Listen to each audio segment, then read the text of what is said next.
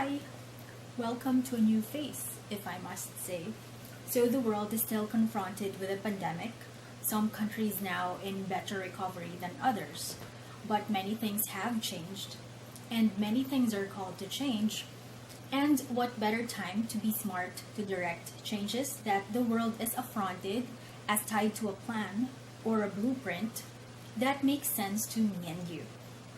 So a roadmap to a future that everyone, no matter what country a person may hail from, can agree is worth taking on. So something like the Sustainable Development Goals. So SDGs, it's like the global master plan. So each of the 17 goals interconnect with the other in order to, as per the United Nations, to achieve a better and more sustainable future for all. So this TMM episode is a first in a series that will focus on studies related to the Sustainable Development Goals. We believe that while COVID-19 is a harsh reality that caught us off guard, it also provides us an opportunity to reflect and implement the changes worth pursuing and working towards, not just for us to be able to better deal with the next pandemic, but also to be more prepared for greater challenges that we may be faced with, such as impacts of environmental crisis. The first of our SDG series is focused on SDG number 7, ensure access to affordable, reliable, sustainable, and modern energy for all. So with the reduction in our economic activities during this pandemic, it's probably safe to say that this somehow puts us in a clean slate. It's like pressing the restart button and we're given a chance to write or code improved versions of what may not be working as effectively in favor for a more sustainable way of living. In the context of SDG 7, I'd like to borrow an interesting point shared by Mr. Jürgen Bender at the Clean Power Hub session of Asia Clean Energy Forum 2020. He said that if Alexander Graham Bell and Thomas Edison were to visit us today, Graham Bell would likely feel as if ancient history. None of what he invented would resemble what we use now for communication, whereas Edison could get an energy boost because he'd see that the inventions he created in the late 1800s or early 1900s are still widely used to this day. But different times, right? These days, the global population and the demand for energy that would light our homes, keep our buildings up and running, fuel our transport for mobility, etc., are certainly not as huge as when Edison was still alive. So the reboot gives us a chance to be more mindful, considerate, and perhaps patronizing of the alternative renewable energy sources we have available so as to align our energy consumption in ways with significantly lesser carbon footprint and be in a more harmonious state with our living, breathing planet. Many may be more immersed or have higher knowledge about the scientific mechanisms behind renewable energy, but how much do ordinary, regular people on the ground really know about it? Do they have enough awareness and appreciation to be able for us to fast-track transition to reach SDG 7 earlier than 2030? Or do we need to allocate some effort and time for consumer consciousness development to ensure a proper and more humane foundation setting for the long-term benefits that the clean energy economy we are creating can bring? The study we did is merely like peeling the first layer of the onion. We used a small sample size, 16, so it is too small of a sample base to represent the global population or even represent the countries our participants are from, but it could be useful if only to gauge awareness levels and understanding about renewable energy sources, as well as to get a peek on simple energy efficiency practices. The Sustainable Development Goals being of global scope and coverage by nature, so we tried to mirror this in our sampling of research participants. The 16 participants are from Canada, UAE, Philippines, and Vietnam. Note that what country they're from could play a role or have an influence in their level of awareness and understanding on renewable energy sources.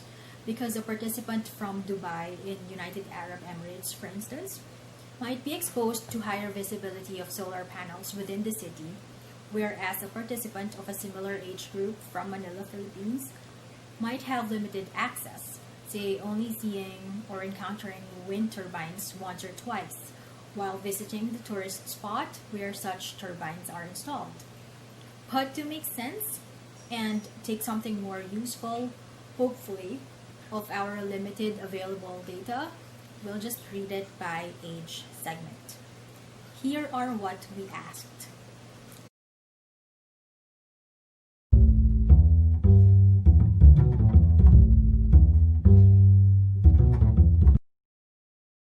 And here is our sampling.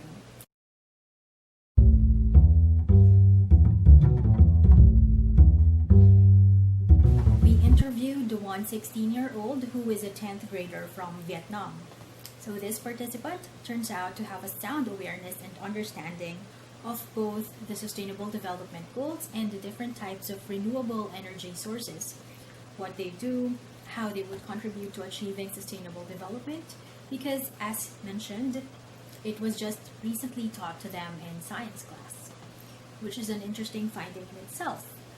At least we have some idea that at 10th grade, 15 or 16-year-olds are likely to have increased consciousness and perhaps have deeper appreciation for modern energy sources in ways that can make them better contribute in our quest for energy efficiency. So let's take a closer look at the other findings. On awareness of SDGs, here goes.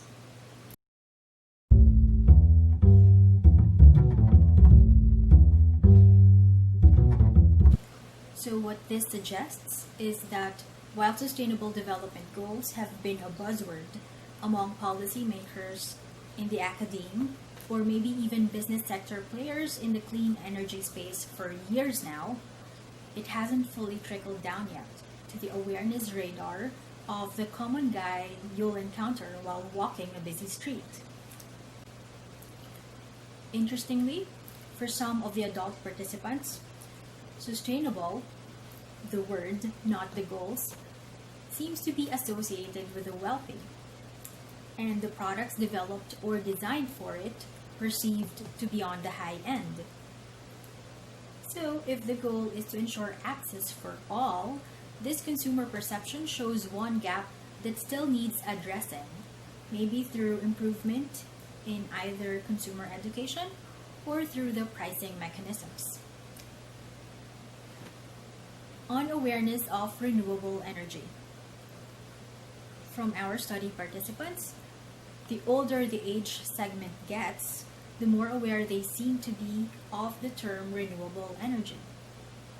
1 or 2 out of the 5 kids aged 12 below may have heard about renewable energy or clean energy, as briefly touched on in science class, but will likely not be able to tell what renewable energy or clean or green energy is exactly.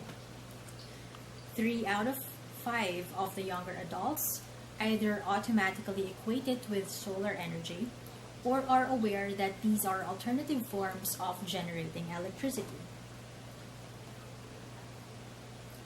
All 5 older adults have awareness on the term and know that these alternative energy sources are being pushed by countries, by policymakers, for a cleaner environment. From the kids to older adult participants, solar and wind energy, through solar panels and windmills or wind turbines, are the most well-known renewable energy sources.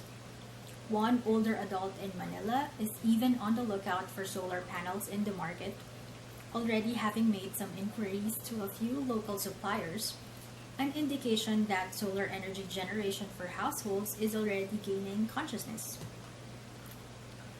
4 out of 5 younger adults and 2 out of the 5 older adults have some awareness on hydro energy. 4 out of the 10 adult participants have awareness on other renewable energy sources, such as biofuels, geothermal, and even nuclear.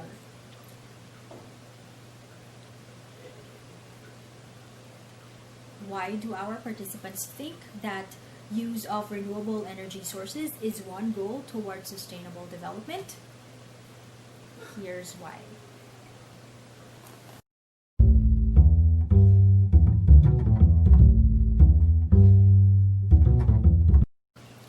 Okay, now let's look at some energy efficiency measures practiced.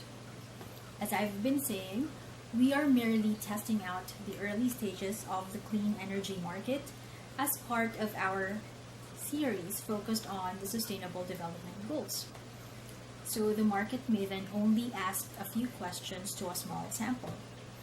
There are many energy efficiency considerations or energy saving activities that can be measured using our methodology, but for this run, we just limited it to 3.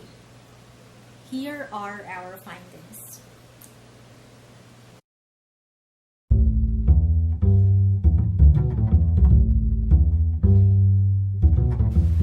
That's it for the SDG 7 focused episode. Thank you for watching and see you next time.